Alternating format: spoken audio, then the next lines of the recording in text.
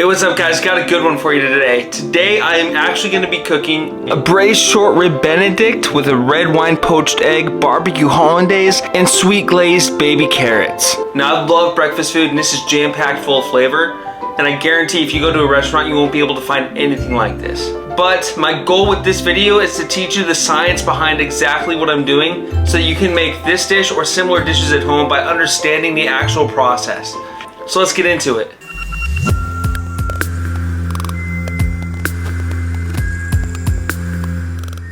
So quick disclaimer, this dish has Hollandaise in it, and I love Hollandaise because good chefs can't hide. It's either perfect, or it's too thick, or it's too thin. So I'm gonna teach you the science behind the Hollandaise in this video. Okay, to start this dish out, I am gonna be doing a mise en place. Mise en place is a culinary term for everything in its place. What this means is we're gonna cut all of our vegetables and have them prepped. If I do this in advance, it's a lot less work. I only have to wash my cutting board once, and I'm not working around it the entire time I'm cooking. Now for this dish, I don't use a whole lot of vegetables. I use garlic, onion, celery, and carrots, and that's about it. So the first thing I'm gonna do is I'm gonna cut my garlic. I'm looking for bigger pieces with my garlic because as you'll see later in the video, it's gonna get sauteed with the rest of the vegetables in larger chunks. If I cut the garlic too small, it's gonna get burnt. Then I'm gonna cut my onions. First, I'm gonna cut it into a large dice. A large dice is actually a culinary cut size and is 3/4 of an inch. And then I'm gonna cut some onions into a julienne, which is 2 inches by 1/8 of an inch by 1/8 of an inch. The large onions I'm gonna be using only for flavor, and I'm gonna throw them away at the end. The julienne onions I'm gonna be using to fry as a garnish for this dish. Next, I'm gonna cut the celery. It's just gonna be a rough chop, and in this dish, because we're throwing away the vegetables, you can actually leave the leaves on and throw them in your pot for flavor. And finally, carrots. For the carrots, I'm going to use an oblique cut, which is kind of cutting the carrots at an angle and slowly rolling your carrot back and forth when you cut it. All this does is going to give me a more even cook on my carrots, but these two are going to be discarded. And for your carrots, you actually don't have to peel it. In this video, I do peel my carrots, but you absolutely don't have to. And then finally, the baby carrots, I'm just going to trim off the roots and I'm going to peel these. I do want these peeled because it's going to look nicer with the glaze that we make. All right, once you're done with your vegetables, put them aside nice and organized where you can easily find them later. Then we're gonna start prepping our beef. All you need to do with your beef is to ensure that there's no silver skin on it. And if the fat's more than 1/4 inch with some short ribs, it might not be when you get it from the butcher. Just trim a little bit of fat off and you'll be good to go. Make sure your ribs are nicely seasoned with kosher salt and pepper. You want a kosher salt because it's gonna be thicker and it's gonna penetrate the meat, whereas something with an iodized salt won't penetrate the meat in the same way. And it will also give you a copper sort of taste once it's cooked. So you definitely want to use kosher or a thick grain salt. And if you're using fresh pepper, make sure your grinder is as loose as possible so you get the biggest chunks. Once your ribs are nicely seasoned, you can put them in the fridge for a little bit or you can start cooking right away. So get your pan on the heat, make sure it's piping hot. You want that pan smoking before you do anything to it. Then you're gonna add your oil. You need to remember that your oil can burn too, so you wanna start with a hot pan, and then once the pan's hot, you add the oil and then immediately add the beef. If you bring the oil up with a cold pan, it's gonna burn faster. So you wanna start with a hot pan, add the oil, then quickly add the beef. In this video, I'm using canola oil because it's very affordable and it has a high smoke point. Now what I want you to do next is carefully place the ribs in the pan away from you so you don't splatter oil on yourself. What we're looking for here is a Maillard reaction. The Maillard reaction is a chemical reaction between amino acids and sugars, which gives you that nice brown color on your meats. If you were to skip this step, you could still make your ribs fork tender, but you're not gonna have that nice deep flavor that you want. So browning your meat is very, very important for that reason. Once your meat is completely seared, go ahead and take it out of the pan, put it aside momentarily, and let's saute those vegetables in the same pan. Go ahead and add your carrots, onions, celery, and garlic. We're not looking to caramelize these vegetables, we're just looking to get some color on there so that they can release their flavor. So we don't really have to worry about what they look like, we're just looking to release flavors. And remember, don't add your julienne onions or your baby carrot. Those are going to be used for other elements in the dish. Now when you're cooking your vegetables, I want you to notice the bottom of the pan. There's going to be buildup of dark spots on the bottom. In the culinary world, we call this a fond. Now these are concentrated flavors left over at the bottom of the pan from when we were searing our meat. So we don't want to waste this. We want to incorporate all these beautiful flavors into our dish. So what we're going to do is a process called deglazing. We're going to hit those flavors with a little bit of acid to release them. In this case, I'm going to use red wine. Okay, so now that we have our red wine in the pot, all those flavors are going to be incorporated in the sauce, and that's exactly what we want to get a nice, rich, deep flavor. Now at this point, go ahead and add the ribs back in the pot and you're going to want to cover it 90% of the way with beef stock. Then we're going to add thyme and rosemary sprigs. Don't worry about picking the leaves off the sprigs, as these are just going to easily be discarded after it's done braising. Once you have your beef stock into the pan, bring it up to a simmer, and then you're going to cover it and throw it in the oven. I put mine in the oven at 350 degrees for roughly 2 to 3 hours before it was fork tender. Now when you pull out your meat, you're going to lift that lid off and get smacked in the face with intense aromas from the ingredients working in perfect harmony.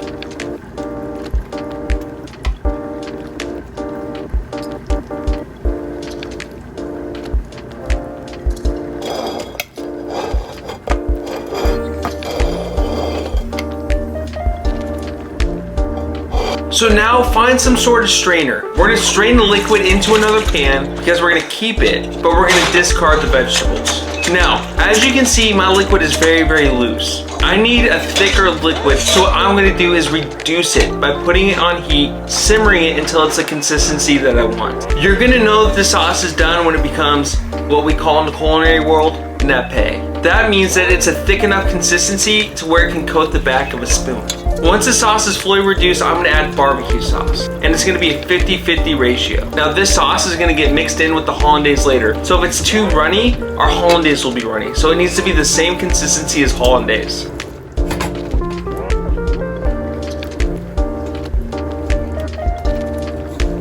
Now as the sauce is reducing, I'm gonna start working on the other elements of my dish. In this case, the carrots are gonna take the longest, and I'm just gonna work backward from there so everything gets timed out perfectly. You're gonna preheat your oven to 350.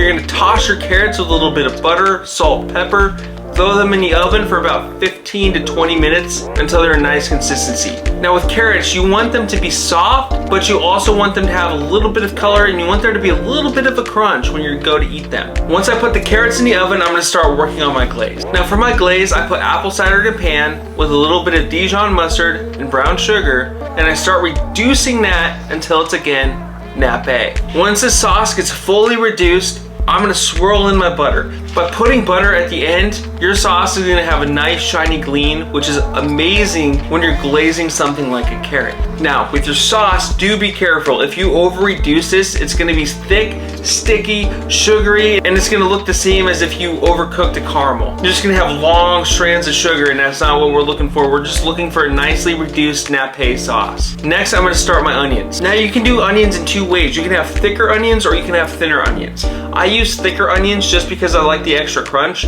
but if you use a thinner onion, your dish will be more aesthetic and it'll look nicer because you can stack your onions nice and tall. I'm going to teach you how to do both ways. For your onions, you're going to use all-purpose flour, cornstarch, salt, and pepper. The cornstarch is a crucial element because it's going to help your onions get nice and crispy. And then for my onions, I use buttermilk, sriracha, and an egg. Now, if you're making your onions and you're looking for the aesthetics, skip the buttermilk. You can fry your onions with just the flour mixture, but I am dipping mine in buttermilk and then I'm coating them in flour before I start to fry them. So when you go to fry your onions, you're looking for an oil that's about 350 degrees. If your oil is less than 350 degrees, it's gonna become soggy.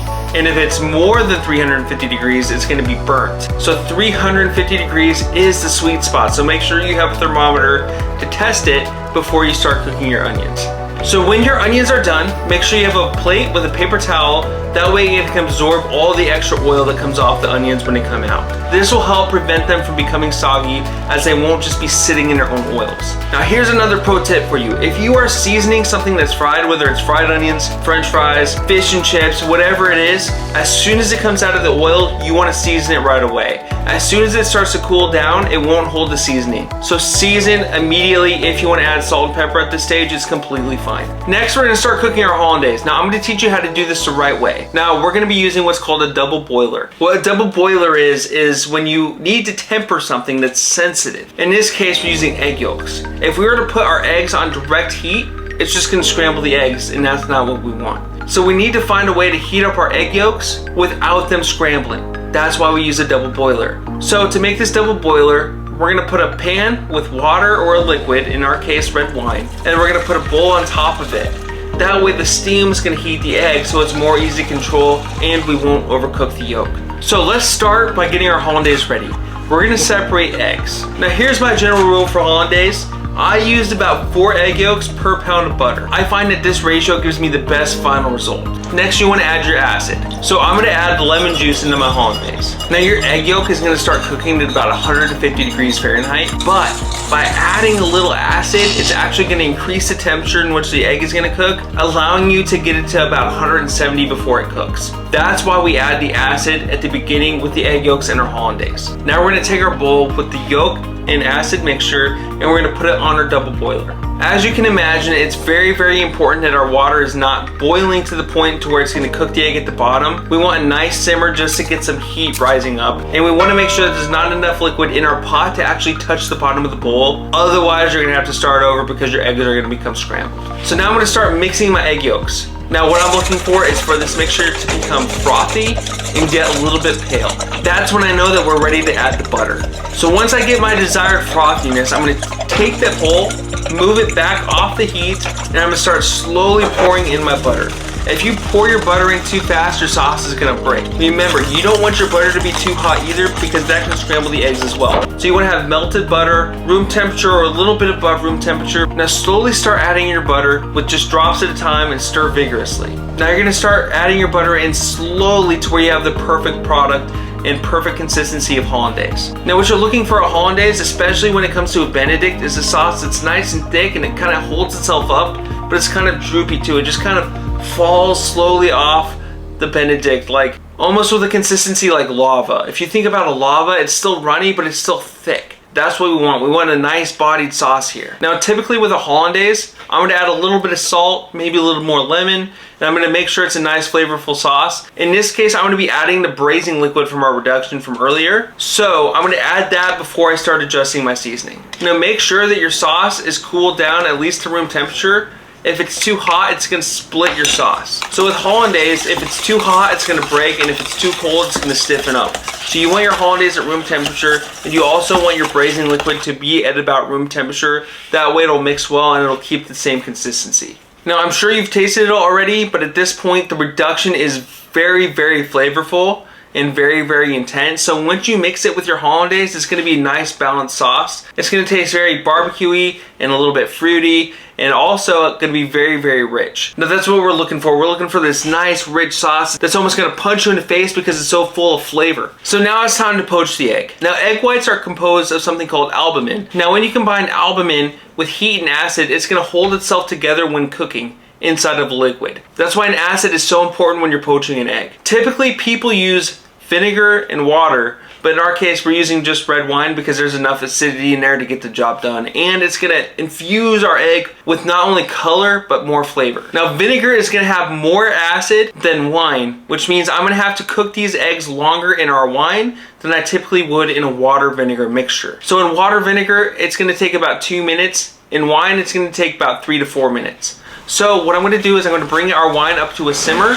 I'm going to stir the wine, and by stirring the wine and getting a little tornado motion, when I put my eggs in, it's going to put itself in a ball as instead of more spread out. So 3 to 4 minutes later, here's how my eggs turned out.